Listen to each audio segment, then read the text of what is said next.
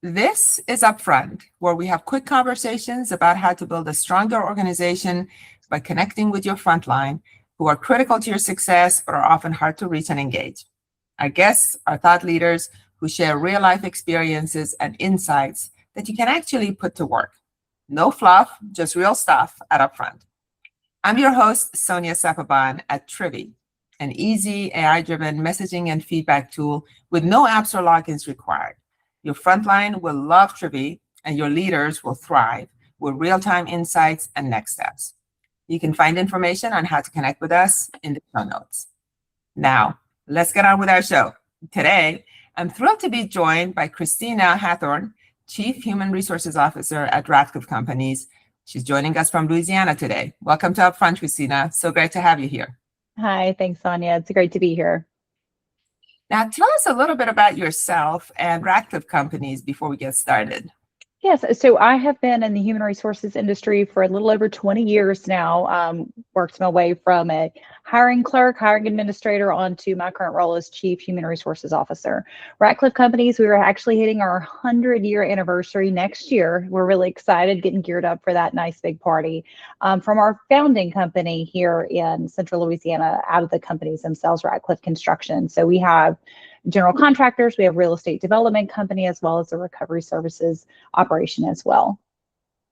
That's awesome. 100 years. That's a long time, given that our country is only 250 years old. Right. And to add to it, third generation family ownership still. So it has been in the Ratcliff family from the beginning. So it's something that we're extremely proud of. Wow. And rightly so, rightly so.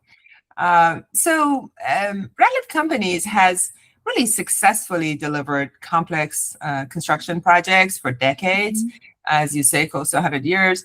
What leadership practices and operational disciplines have been most important, you think, in maintaining that quality and performance across all these decades and all these different kinds of projects? A lot of it comes to, of course, what we like to call our four pillars: our quality, schedule, safety, and budget. And within that comes the continuous evolving of what our customers, what our clients, what they need. How can we deliver on that? And at the very root of that is communication from our internal folks, from our leadership, from our superintendents on up to our presidents, project executives, to our trade partners, to our owners, and to our clients, is continuous, open, and real-time communication. Because if there's issues, if there's celebrations, if there's a safety risk, whatever it may be, if we don't have our checklists, know our expectations, understand and have the training that's provided, as well as communicating effectively amongst one another, then we're not going to deliver. We may deliver what we think is fantastic, but at the end of the day, is it what the client wants? And are we delivering on our four promises? Yeah, I couldn't agree with you more. I mean, these days, really, communication has always been important, right? But it's becoming more and more important even. And I will come back to that in a moment. But first, based on what we talked about earlier, you had mentioned something that I know is a challenge across the industry, and that's really access to skilled labor, right? There is a labor shortage across the industry, and it's kind of scary how many are needed, over the next decade or so. And you had said that if you could wave a magic wand, you would solve this issue of the skilled labor shortage. So to better understand what that even really means and why it's so important, how has the changing skill level of the workforce really affected operations and the day-to-day reality that your superintendents have to deal with? It has affected everything. And first, I'll say I will be so excited that our workforce and my leaders within our organization will have heard not just me telling them if I had a magic wand, I would fix the skills gap issue that's on the job site. For them to hear that is 100% my true answer. So I appreciate that. But no, it's affected everything from all of the areas that we deliver on, because, especially in, say, not just in our hard bid world, where of course the lowest bidder gets the projects themselves. So sometimes you have situations where you have to sacrifice a little bit of quality in order to deliver the project that somebody needs. So you might be going for a lesser able workforce, then you're, say, top tier, your A plus skilled tradesmen or masons or painters, whatever they may be. Whereas even on the negotiated realm is that if we are all working across so many different projects at the same time, there's only, if you have 100 masons in your requisite area that are able to go perform the work and you need 150 of them, well, what's going to happen? People are going to get lesser qualified able bodies that are going to show up and they may learn, but if they're not being closely managed and watched, what's going to happen? You could have lesser quality, you could have rework, you can have, that's going to affect your budget. You could have slower production, you're not going to meet your timelines. And then you've got the snowball effect because, hey, if the, say, even if the unions aren't putting in enough trained electricians, well, then the last thing you want is people that aren't adequately qualified to do the work, because that's an extremely dangerous skill set or environment to be in. And so it's creating more headache and hardship for the superintendents that are overseeing the work itself, because we're relying on our trade partners to have the skilled workforce to perform the work and have their foreman or that's leading that can spot the issues and problems and communicate that effectively. And so it's just a snowball effect down to, at the end of the day, it's our responsibility and our superintendents, the boots on the ground, to ensure that things are being done properly. And if we don't have the people that adequately know what they're doing, it's just headache, hardship, and frustration all the way across the board. Yeah, so it can be just the basic shortage, no matter how hard you look. And then you point out also that sometimes it's just cost driven, right? And good enough is good enough, right? And you can't have the best, even though they might be available. So it's interesting you also add that scenario, right? Because it's not always that they're just not available. Sometimes it's just not affordable. And then also just talking about things that can happen, right? I mean, I imagine schedules are important to you. So that can slip, even if you can fix it, right? Yeah. And then, of course, costs can increase, right? And ultimately, there can be safety issues, as you say. In your business, safety is really big, right? And people can actually get really hurt. So, I really think that you're in a hard business.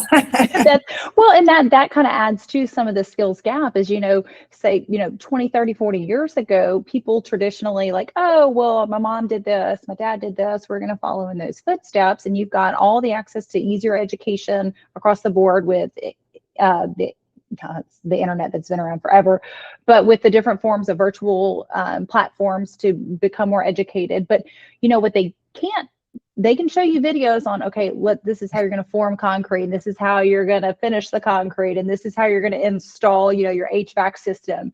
But those trades, number one, it's outside. And again, as you mentioned, I'm in central Louisiana. We've got a heat index of 102 today, or 105, who knows? And we're not even to August yet. It's hot, it's hard, and it's not, the easiest thing to come in and do every day. And then you've got weather challenges, you've got different climates throughout the year. So in addition to it being a difficult job that it doesn't pay a rocket scientist pay rate, I mean, you can earn a fantastic living in all of these trades, but it's hard work. And some people just aren't interested in going that route or starting that route. So there's just so many different factors that compound the issues that our superintendents face every day, and just getting to work and doing a fantastic job.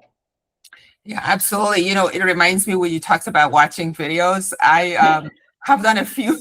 I've done a few, remodeling projects. And at one time, it was a long time ago, but I kind of set my mind to retile, a bathroom. And I thought, how hard can it be? I'm a tomboy. I've been on plenty of, job sites and manufacturing floors, and I can do this. So I watched the video and it looked kind of okay. Then I thought, and it's a good thing I did think this, I thought I better go to Home Depot, because I had heard that they sometimes have these classes, and I was really concerned about the wet saw part of it. So I went there, and when they showed me what's involved with the wet saw and what bad things could happen to me, like completely saw off a finger or something, I decided that I would just go for paying somebody to do that, because it was a little bit more than I was willing to risk at that point, with being a single mom and having a small child. And I decided, I'm not going to do that.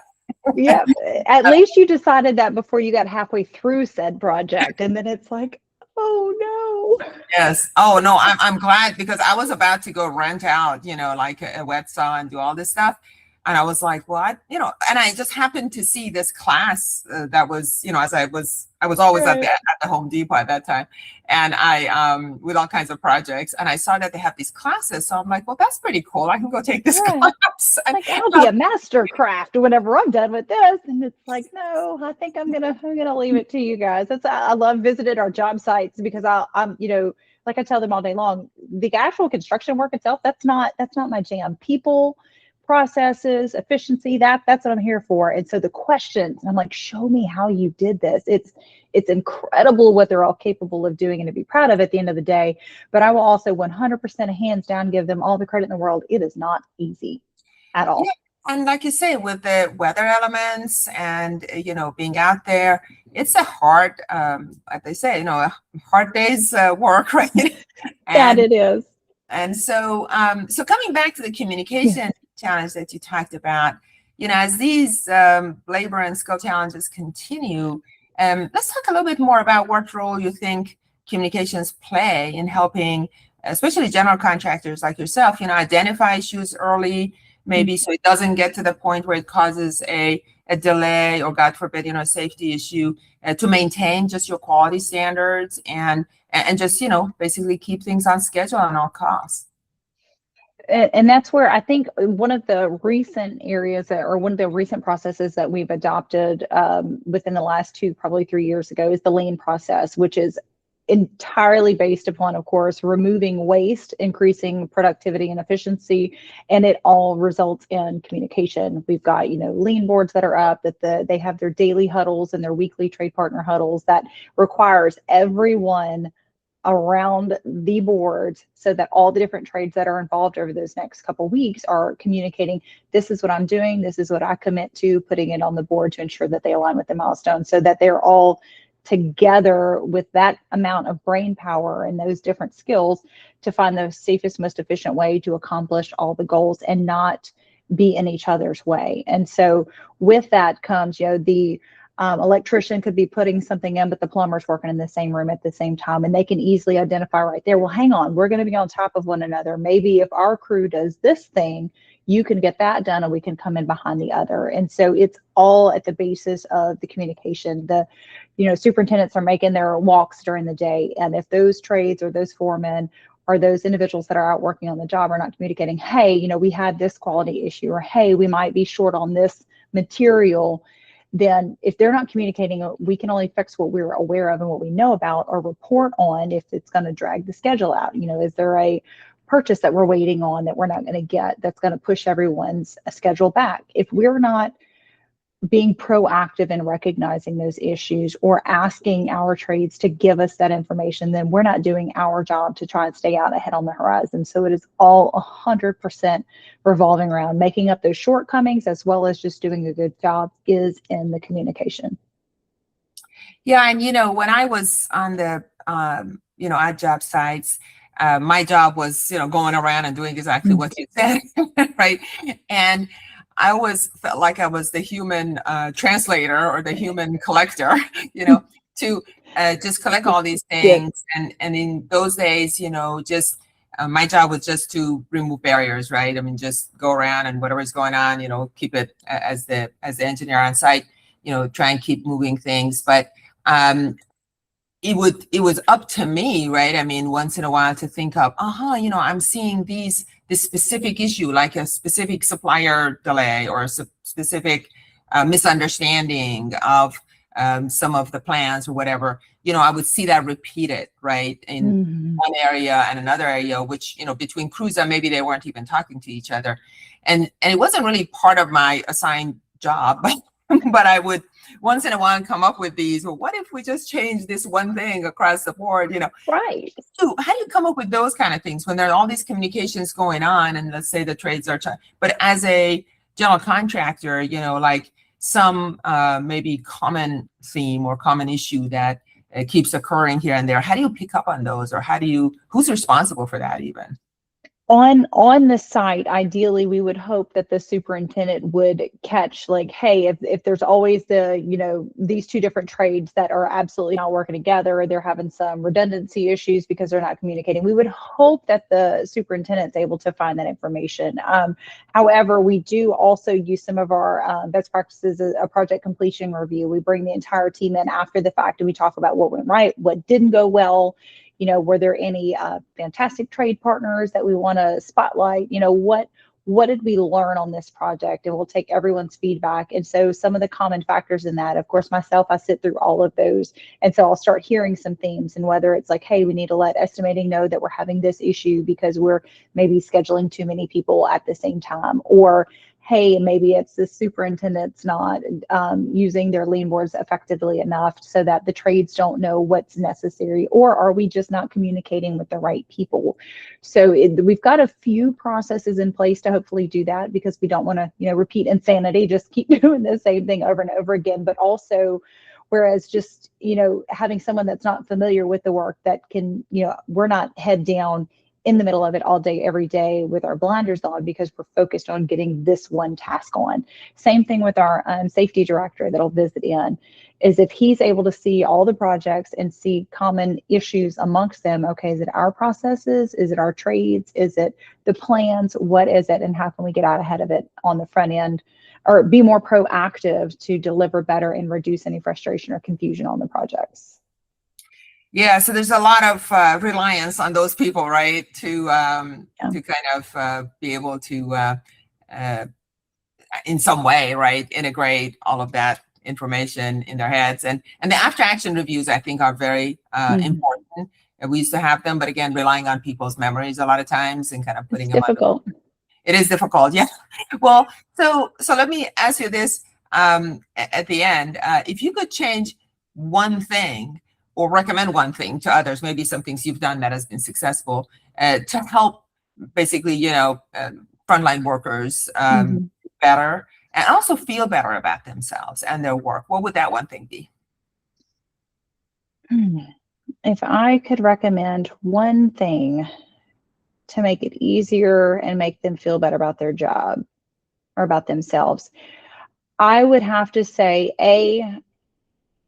always ask the question or communicate. And so there's going to be an A-B, because what I have found in my 20 years, and it's all been in construction themselves, is a lot of times people will think, I can get out ahead of this. They'll start to see an issue occur or a problem, and they'll want to fix it without having to ask the question or bring it up to light. And I'll never forget, in one of our meetings, somebody had told me, if it's on smoke, I can help you. If it's on fire, I cannot. And so raise the alarm and ask the question while it's smoking, because that's what we're here for. It's not a problem. Let's get out ahead of it. And then to feel better is stop at the end of the week or in the middle of the week or the day, and don't just focus on the areas where we don't feel that we're doing enough. Actually celebrate the positives. There could be a small win, but we're always focused on, okay, we want to be better at this. We want to do better. We want to give better. We want to meet this this goal that we have. But take a moment, take a breath, and say, hey, team, this has been a fantastic week because we've done ABC. We're still going to work on this, but we're going to recognize this right now, because I feel that especially the talent that we have and the members that I've worked with are all so great, and they want to do their best, that they're not stopping to acknowledge how great that they've really been doing and keep that momentum going instead of just continuously beating themselves up. I love that recommendation. I think it is so important. And I'm always amazed at how much can be done with how little time invested in that regard, right? I mean, you could just, even a small message you send somebody, because a lot of times people are just fainting, they're coming in, they're working, they're doing their best. Sometimes they're making a mistake. We're all humans. And then so once in a while, if somebody says, hey, you're doing all right, thanks for that. That was great. That was a good week, or something like that. I mean, they just go home with I could literally see people walking out of the plant, with a spring in there. Yep. Right. I mean, it's just amazing how much, and as leaders, I think especially, we all get busy and we all forget that. So thank you for reminding us about that. Right. Well, and for them to take the compliment of someone's like, hey, you did a great job on that meeting, not a thanks, but I wish I would have done. Stop it. Thank you. Accept it. Relish in that moment. Take the win. I think we as humans need to do that more frequently. Absolutely. Couldn't agree more. Hey, I've really enjoyed this, Christina. Thanks again for joining me on the Upfront podcast. For our audience, if this episode has been helpful, please find us on Spotify to listen or on YouTube to watch more episodes and share it with others. If you need help connecting with your frontline or deskless employees, see the show notes for information on how to connect with us at Trivy, or just email us at upfront@gotrivy.com. That's upfront@gotrivy.com. Bye for now. Till the next episode.